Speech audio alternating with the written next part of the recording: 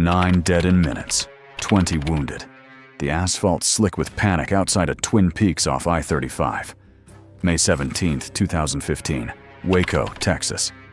The old guard bandidos meet the upstart Cossacks, and a fist to a face becomes muzzles to the wind. Police rush in. Cameras roll. By sundown, 177 bikers wear identical charges. Years pass. 0 criminal convictions. That's the verdict that still stings. Who fired first is argued in clubhouses and court filings. Who fired last may be buried in ballistics and redactions. The official record clears named officers of wrongdoing. Street talk claims crossfire decided 4 of the 9. This is a rivalry for a single word: Texas. Here for a reason. We think part of that reason was a criminal activity. Stitched on a rocker, paid for in blood. We're telling this the Texas way. Straight, spare, no varnish. Through biker politics, patrol logs, and courthouse air. We'll track a single rivalry: Bandidos versus Cossacks, and weigh 2 stories every beat: the official record and the street rumor. We'll show how a bottom rocker reading Texas can function like a deed, and why a strip mall patio became a battlefield. Indictments aren't guilt. Acquittals aren't absolution. We separate evidence from echo, charge from conviction, and mark every allegation as just that.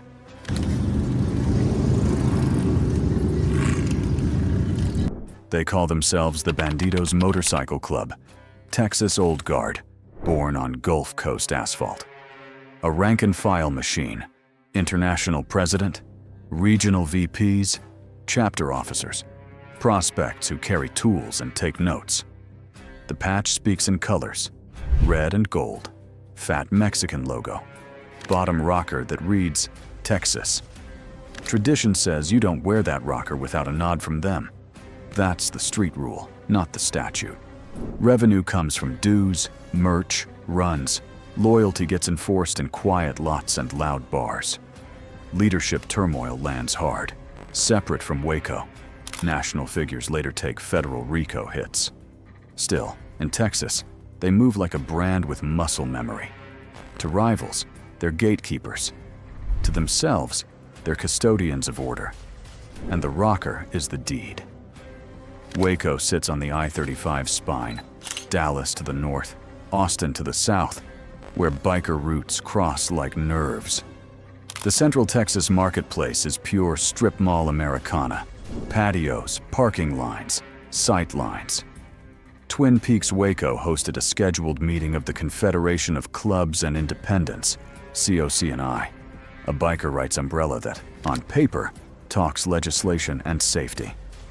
According to police statements at the time, management was warned rival clubs could collide. The invite still stood. So the Sunday crowd layered: locals on lunch specials, patched riders arriving in waves, and plainclothes officers already watching from nearby lots. One shove on the patio, one boot to a fallen bike, and gravity did the rest. In Texas, space matters. Here, everyone had room to move and nowhere to hide. On paper, COC&I is civic: helmet laws, lane splitting, rider rights. In practice, it's also where pecking orders get read aloud. A Twin Peaks franchisee wants butts in seats. A Sunday biker meeting fills the patio. Waco PD and Texas DPS treat it like a lightning rod. Units staged nearby, rifle bags and trunks. Everyone claims prudence. Each side sees leverage. For clubs, the meet grants legitimacy. For law enforcement, it's a controlled arena. For the restaurant, it's receipts and risk. That triangle, advocacy, authority, and commerce, turns the patio into a pressure cooker. When the lid rattles, no one is just a bystander. Every stakeholder's choice tilts the outcome.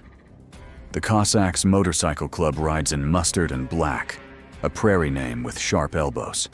Younger, hungrier, and, according to numerous reports, unwilling to bow to the Bandidos' unwritten rules. They wear the Texas bottom rocker without asking. That's the provocation. Some call it independence. Others call it theft of face. They ride with friends like the scimitars, a support crew in some tellings, just neighbors in others. Cossacks insist they don't pay taxes to anyone. Bandidos insist nobody wears Texas without a nod. Pride meets protocol. Parking lots become checkpoints. By spring 2015, small-town scuffles, Abilene, Lorena, sound like weather reports. It's not yet a war, it's a pressure build. The kind you feel in your teeth before the storm breaks. Weeks before Waco, sparks light along I-35. Abilene, a knife comes out behind a bar door. Lorena, a beatdown at a gas station pulls in rival patches. Arrest reports, sketch fragments, street talk fills gaps. Each side claims defense. Each side claims the other drew first blood. Officers start clocking plates and faces, logging who rides with whom. Informal rocker checks turn to shouldered threats. No shots, not yet. But riders carry differently. Phones ping differently. The meet in Waco looks routine on a flyer, radioactive in patrol briefings. Two currents now diverge, one toward negotiation on a patio, one toward a collision in the lot. Same road, different lanes, no brakes. A boot kicks a fallen bike. 3 seconds later, muzzles flash. Twin Peaks, May 17, 2015. A co-CNI meeting draws Bandidos, Cossacks, hangarounds, and civilians. Waco PD and DPS units hover nearby, anticipating friction. It starts tight. Raised voices near the patio. A shove, a punch. A chain swings. A pistol clears leather. The crowd ripples backward into the cars. Rifle bags flip open. Shots crack and echo off the storefront glass.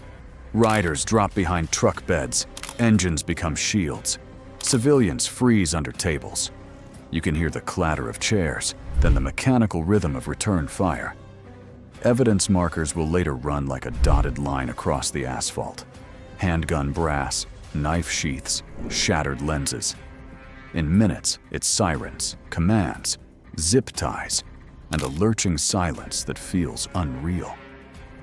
Early reporting cites ballistics, showing 4 of the 9 dead struck by .23 caliber rounds, a caliber used by responding officers.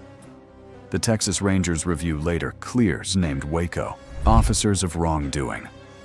2 realities harden: street belief in lethal crossfire, official conclusion of justified response. Both echo for years. The kitchen camera doesn't blink. The dining room turns into a bunker.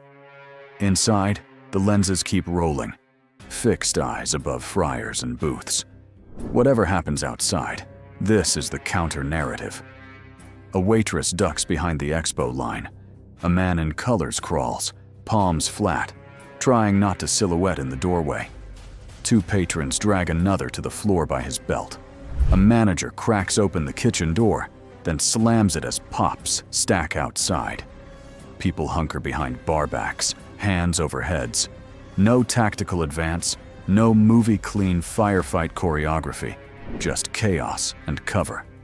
It's not nothing, it's not everything. The cams show fear. They don't show who fired first. The footage undercuts the easy headline of biker war spilling through booths. It suggests, without proving, that many tried to survive, not attack. For defense attorneys, it's context. For prosecutors, it's noise. For the public, it muddies certainty. And mud sticks. By nightfall, 107 people wear the same charge, engaging in organized criminal activity. One affidavit fits almost all. Bonds stack high, 6 figures into 7. Defense teams call it a dragnet. Prosecutors call it prudent containment. The legal crux is probable cause. Were you an armed conspirator or a terrified bystander in a patch? The paperwork suggests the first. The videos suggest the second for many. Months stretch. Lives pause. Jobs lost. Bikes repoed. Families squeezed by bond costs. Hearings multiply. Discovery crawls. The courtroom isn't a racetrack. It's wet cement. Whatever steps first leaves prints. And identical affidavits? Those prints look copy-pasted. That becomes a fight of its own. The first case to trial is symbolic. Jacob Jake Carrizal, Dallas Bandidos chapter president. Prosecutors frame him as a leader who steered men into violence. Defense says he arrived into an ambush and survived it. The jury hears weeks of testimony, watches shaky videos, samples a dozen narratives. Everyone waits for the signal verdict that will unlock the rest. It never comes. Mistrial. No clean win, no precedent. The state does not retry him. For the courthouse crowd, that's the pivot. From certainty to attrition. For writers, it reads as proof the state overreached. For victims' families, it's nothing like closure. A symbolic opening move dissolves into dust. Trials stall. Witness lists thin. The DA's office reshuffles. Election year winds blow. In 2019, incoming DA Barry Johnson makes the call. Mass dismissals. He cites the impossibility of proving hundreds of individualized cases beyond a reasonable doubt. Result: 0 criminal convictions from the Waco shootout. The legal math, probable cause versus individualized guilt, wins the day. For law enforcement, it's a bruise with budgets. For defense teams, it's vindication of due process. For families of the dead, it's a wound that doesn't scab. Former DA Ubal Reyna faces professional fallout and litigation. Old alliances fracture, new narratives bloom. The state steps back from the criminal arena, not because nothing happened, but because nothing could be cleanly proven against the many. Person by person, shot by shot. When criminal court closes, civil rights lawsuits open. Plaintiffs argue wrongful arrests, overbroad affidavits, careers crushed. Officials claim qualified immunity and probable cause. Appellate panels revive some claims, prune others. Filings stack like poker chips, motions, responses, exhibits. The fight moves from who fired which round to who signed which page. Meanwhile, Twin Peaks Waco is gone. The brand survives elsewhere, but that patio is folklore now. Clubs keep riding. Rockers still speak in code. Waco becomes a cautionary slide in briefings. Crowds, crossfire, cameras, and consequences. Reinvention here isn't glamorous. It's people working under new shadows, with a new story following their names in search bars. As of 2025, no criminal convictions from the Twin Peaks shootout. Civil cases continue in fits and starts. The rivalry cooled, not cured. The lesson travels. A bottom rocker can carry the weight of land. And when pride meets protocol at rifle distance, the courtroom may never catch all the echoes.